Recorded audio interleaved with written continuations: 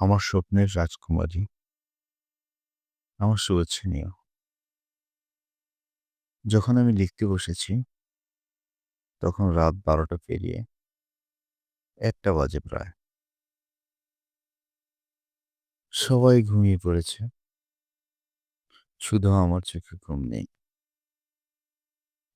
হাতে জ্বলন্ত সিগারেট। সিগারেটটা পুড়ছে। তার সাথে, সাথে আমিও পুড়ছি। আমি জানি না এই চিঠিটা তুমি পড়বে কিনা বা তোমার হাতে পৌঁছবে কিনা। আমার মনটা ব্যাকুল হয়ে থাকবে তোমার প্রতীক্ষায়। আসলে যখন স্বপ্নগুলো ভেঙে যায়, মানুষ তখন নিশ্চুপ হয়ে যায়। সকল কোলাহল থেকে নিজেকে দূরে সরিয়ে রাখে।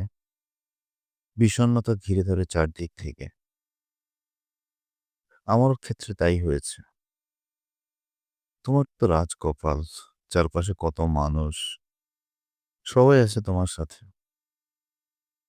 আর আমি একা, বড় একা। শুধু সাথী হয়েছে, সঙ্গী হয়েছে তোমার অপছন্দের একটা জিনিস, যা আমাকে প্রতিনিয়ত তোমার কথা মনে করিয়ে দেয়। বৈশাখের প্রথম প্রহরে বা ক্লান্ত শরীরে তোমার নীরব উপস্থিতি মনে করিয়ে দেয়।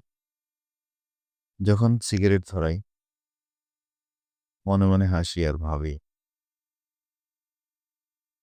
মানুষ যা চায় তা পায় না। আর যা পায় তা চায় না। এই যে চাওয়া পাওয়ার মাঝে পার্থক্য, এটাই বাস্তবতা। সিগারেটের গন্ধ তোমার ভালো লাগতো না, তাই আমি সিগারেট খেতাম না। যাওয়ার আগে তুমি বলেছিলে, ভালো থেকো।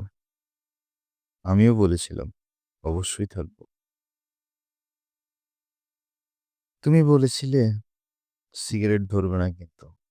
আমিও বলেছিলাম, কখনো না। আমি আমার কথা রাখতে পারিনি। আসলে কথা দিলেই কি কথা রাখা যায়? তুমিও বলো, একটা কথাও কি রাখতে পেরেছো? চোখ বন্ধ করলেই একটা ছবি চোখের সামনে ভেসে ওঠে। বলো, সেটা কি আমার অপরাধ? কানে বাজে একটা কণ্ঠস্বর। ভেবেছিলাম ভুলে যাব। ভুলতে তো পারিনি আমি। যতই ভুলতে চাই, তত বেশি মনে পড়ে যায়।